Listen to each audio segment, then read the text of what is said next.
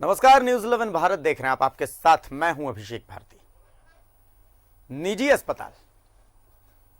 अस्पतालों पर नकेल जरूरी है, पर क्यों जरूरी है यह हम आपको आज दिखाते हैं। रांची में एक अस्पताल है जिसका नाम है पारस अस्पताल। अब पारस अस्पताल में कुछ ऐसा हुआ जो आपको सोचने पर मजबूर कर देगा। एक शख्स हैं, वो बीमार हुए, वो अस्पताल गए, बदकिस्मती से वो पारस अस्पताल चले गए। अब पारस अस्पताल जब वो गए तो जबरदस्ती उन्हें बताया गया कि भाई आप कोविड पॉजिटिव है, और उनसे 63,000 रुपए वसूल लिए गए। अच्छा, उससे भी गजब बात यह है कि वो एडमिट होने गए 7 तारीख को। उन्होंने कहा कि भाई आप मेरे जो कोरोना का कोविड का रिपोर्ट है वो दीजिए मुझे, तो उन्हें रिपोर्ट दी गई 3 तारीख की। अब आप सोचिए कि जो आदमी 7 तारीख को अस्पताल में भर्ती हो रहा है, उसने 3 तारीख को ही कोरोना का टेस्ट कैसे करवा लिया। तो आप सोच सकते हैं कि अस्पतालों पर नकेल क्यों जरूरी है। इस कोरोना के काल को इन निजी अस्पतालों ने माल कमाने का काल बना लिया है। उन्हें लगता है कि भाई इस समय में भरपूर पैसे कमाए जा सकते हैं, तो कमा लो पैसे। इन्हें लगता है कि इन्हें कोई देख नहीं रहा, इन्हें लगता है कि इनका कोई कुछ बिगाड़ नहीं सकता, और बस यही कारण है कि ये टकसाल बन बैठे हैं नोट छापने की मशीन। इन्होंने हमें समझ रखा है, आम लोगों को समझ रखा है।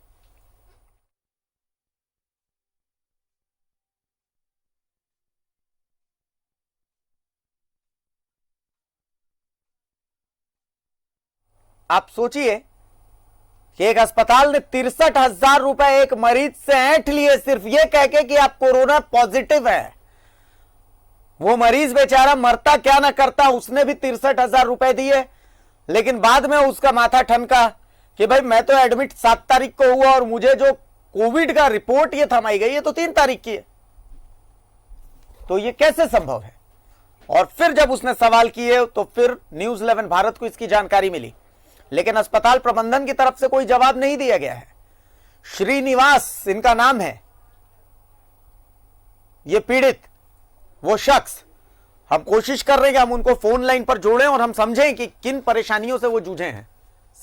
श्रीनिवास जी हमारे साथ फोन लाइन पर है। श्रीनिवास जी, न्यूज 11 भारत में 3.5 करोड़ जनता आपको सुन रही है झारखंड की, और साथ में सरकार प्रशासन सब सुन रहे हैं। हम जानना चाहते हैं कि आपके साथ हुआ क्या है, किस तरीके से आपको बेवकूफ बनाया गया पारस अस्पताल में, क्या हुआ आपके साथ, सारी बात बताइए सर। सर, मैं श्रीनिवास बोल रहा हूँ। मैं अपने छोटे भाई को पारस हॉस्पिटल में 7 तारीख को मैं एडमिट कराया हूँ। ठीक है। 7 तारीख को एडमिट कराने के बाद उन लोग बोला कि कोई ऐसी दिक्कत नहीं है, कोई प्रॉब्लम नहीं है, कल आपका ठीक हो जाएगा आपका भाई को। कोई अगला दिन जब मैं गया हूँ तो उन लोग बोले कि इनको तो कोविड है। तो मैं बोला कि ठीक है मैम, अगर कोविड है तो उसको एडमिट करा दीजिए। तो एडमिट कराने के बाद उन लोग बोले कि मैं उनको अगला दिन पूछा, मैम इनका कोविड का रिपोर्ट तो होगा आपके पास, जरा रिपोर्ट मेरे को दीजिए। तो बोले कि नहीं अभी रिपोर्ट आया नहीं है, कल आएगा। तो मैं कल जब रिपोर्ट के लिए गया तो बोले कि अभी तो आया नहीं है, अभी आपका भाई का बहुत लंग्स में प्रॉब्लम है, बहुत ज्यादा उनको दिक्कत हो रहा है, तो हम लोग इसको ऑक्सीजन में डाल दें। अच्छा। तो ऑक्सीजन में फिर हम बोले ठीक है करिए, आप ऑक्सीजन में लगा दीजिए। तो ऑक्सीजन में लगा, फिर उनको और वो कमजोर हो रहा है, उनको मतलब पानी मिल रहा है ना, कोई मतलब कुछ भी नहीं है, कुछ मतलब सर्विस के नाम पे एकदम जीरो है। अच्छा। तो वो बहुत परेशान है। वो मेरे को व्हाट्सअप किया, भैया मेरे को यहाँ से ले चलो, मैं यहाँ रह नहीं पा रहा हूँ, मुझे बहुत दिक्कत हो रहा है। और 4-4 घंटे तक ना कोई नर्स नजर आती है, कोई आती है। ठीक है, वो बहुत परेशान हो रहा था। मेरे को बार बार व्हाट्सएप में, अगला दिन डॉक्टर के पास गया, मैम मेरा भाई तो बहुत ज्यादा प्रॉब्लम हो रहा है, उनको मैं यहाँ से डिस्चार्ज करना चाहता हूँ। अच्छा। तो बोली कि वो रेमेडिक्स जो इंजेक्शन आया हुआ है, हाँ। तो वो इंजेक्शन जो है आप एक काम, मेरे को पर्चा लिख के दिया, बोली कि आप कहीं से भी इसको पता करके ये लेके आए। मैं सुबह 10 या 11 बजे, मैं 11 बजे से लेके रात को 1 बजे तक हर पूरा हॉस्पिटल का चक्कर मार लिया, कहीं भी नहीं मिला मुझे। अच्छा। ठीक है, फिर अगला दिन मैं उनसे पूछा, ये तो मिल ही रहा है, कोई कहीं भी नहीं मिल रहा है। फिर मैं इनको यहाँ से ट्रांसफर करना है, क्या करना, बोले नहीं होगा जब तक कोविड रिपोर्ट नहीं आता आपका। तो मैं रिपोर्ट के लिए मैं फिर बहुत परेशान, भाई बहुत टेंशन में हो रहा, बोल रहा कि भैया यहाँ से मुझे ले जाओ, नहीं तो मैं बचूंगा नहीं। तो मैं रात भर परेशान हो गया। तो फिर मैं सुबह बहुत हिम्मत करके मैं बोला, मैडम आज तो मुझे डिस्चार्ज कराना है भाई को। तो मैं उनको बोला कोविड का आपके पास रिपोर्ट तो होगा, रिपोर्ट दीजिए। तो रिपोर्ट जो मुझे मिला है सर, मैं तो खुद हैरान हूँ। मैं उसको एडमिट करा 7 तारीख को जी, और 3 तारीख का सैंपल का वो लोग लिया हुआ है और 4 तारीख का उनका रिपोर्ट आया हुआ है, नेगेटिव है। अच्छा, वो रिपोर्ट भी नेगेटिव है? हाँ नेगेटिव है। अच्छा, तो नेगेटिव यार मेरे को बोला यार कोविड में डाल रखा है। अच्छा श्रीनिवास जी, आप हमारे साथ बने रहिए। पारस अस्पताल के जो मेंबर हैं वो हमारे साथ जुड़ चुके हैं। एक बार मैं उनसे बात करता हूं कि हुआ क्या है, एक बार समझने की हम कोशिश करता हूं। आप हमारे साथ बने रहिए श्रीनिवास जी। पारस अस्पताल के प्रतिनिधि हमारे साथ जुड़े हुए हैं। सर, आपका नाम नीलेश है जहां तक मुझे जानकारी है। तो सर, श्रीनिवास जी ये शिकायत कर रहे हैं कि भाई आपने उनसे 63,000 रुपए ले लिए, और नितेश जी, और 7 तारीख को उन्होंने अपना जो परिजन है उसे एडमिट किया, आपने रिजल्ट दिया 2 दिन बाद और वो भी रिपोर्ट दिया, तो कोविड नेगेटिव रिपोर्ट दिया, वो भी 3 तारीख की। सर ऐसा गड़बड़ी कैसे? आप लोग को सबको पता है कि जो एजेंसी है जो टेस्ट करती है उधर से डिले हो रही है। अच्छा, तो जो भी डिले है वो उधर से ही है। हमने तो पहले सैंपल भेज दिया था, रिपोर्ट बाद में निगेटिव आई तो उसके हिसाब से वो डिस्चार्ज हुए। अब वो तो मैं समझ गया, ठीक है, चलिए वो हम मान लेते हैं कि आपने उस एजेंसी से। लेकिन संभव है क्या कि जो आदमी 7 तारीख को आपके पास भर्ती हो, 3 तारीख को उसका टेस्ट हो चुका हो? क्योंकि आपकी ये रसीद हम स्क्रीन पे, आपके तरफ से जो रिपोर्ट जारी की गई है वो हम स्क्रीन पर भी दिखा रहे हैं, उसमें साफ साफ 3 अप्रैल की डेट लिखी हुई है। नहीं, तो हम टेस्ट हमारे अस्पताल में एडमिशन होने से पहले बोल रहे हैं ये हुआ है। अच्छा, टेस्ट नहीं, ये तो सर ये तो कोई रिपोर्ट में तो टेस्ट करा ही नहीं है। इनका तो ये कहना है कि इन्होंने तो, ये नितेश जी आप इनकी बात सुन लीजिए। श्रीनिवास जी तो कह रहे हैं कि इन्होंने टेस्ट करवाया ही नहीं है। जी श्रीनिवास जी बोलिए। हाँ, मैं तो टेस्ट कराया नहीं, मैं तो डायरेक्ट जाके, और भी मेरा साथी 2-3 मेरे साथ में गए थे, उन लोग तो मेरे साथ ही गए थे। 7 तारीख को बोला है कि ऐसे ऐसे आपको अगला दिन ऐसी कोई दिक्कत नहीं। अगला दिन मेरे को बोला कोविड है, और कोविड का जो रिपोर्ट है वो 3 तारीख को, अगर मेरा भाई को कोविड होता है तो मैं एडमिट क्यों कराता हूँ? और आप नितेश जी, आपने बिना रिपोर्ट के उन्हें कोविड डिटेक्ट भी कर दिया। आप उन्हें लंग्स की परेशानी के लिए उनका इलाज भी दे रहे थे, रेमडेसिविर आपने इंजेक्शन भी लिखवा दिया, सब कुछ करवा दिया। सर जी देखिए, बिना तथ्य के कुछ भी मत बोलिए। कोई भी चैनल से आप बोल रहे हैं। मैं न्यूज़ 11 से बोल रहा हूं। मैं न्यूज़ 11 से बोल रहा हूं।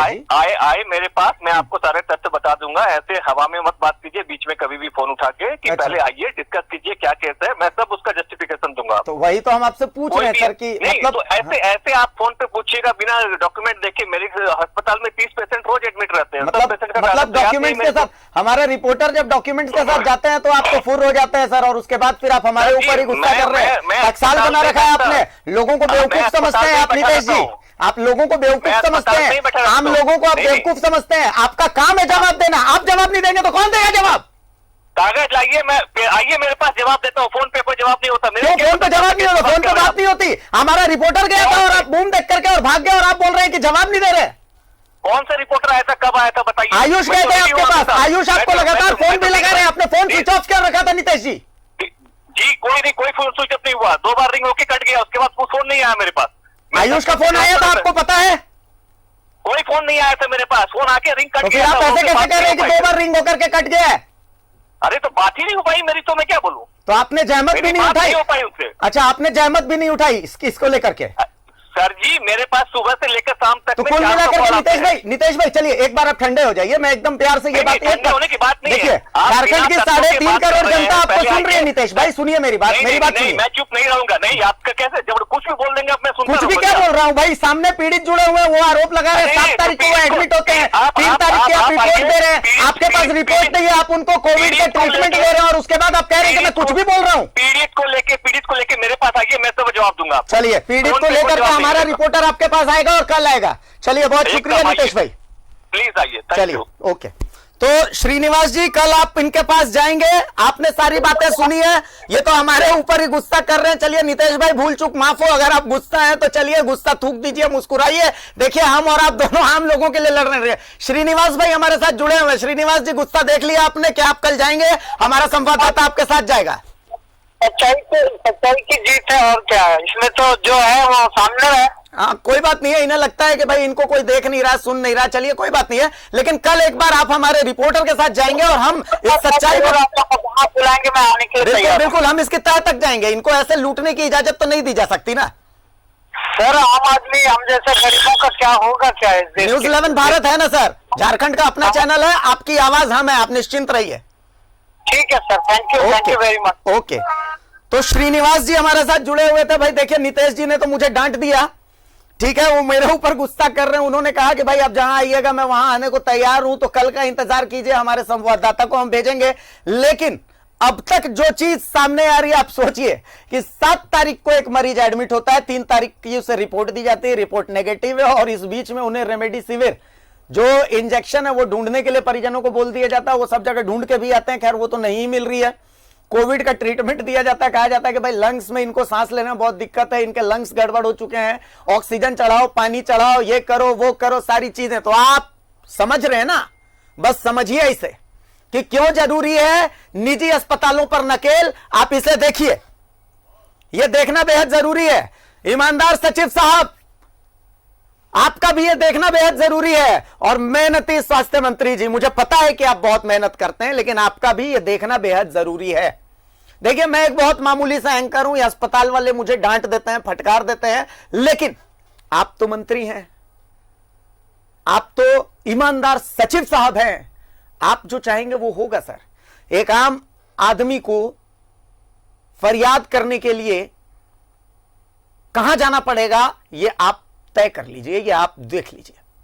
हमारा काम है, जहां पर गड़बड़ी हो रही है हम आपके सामने लेकर के आएंगे। एक्शन लेना आपका काम है, एक्शन लेना पड़ेगा सर। कम से कम जांच कीजिए, जांच कीजिए सर, बहुत जरूरी है, जांच कीजिए।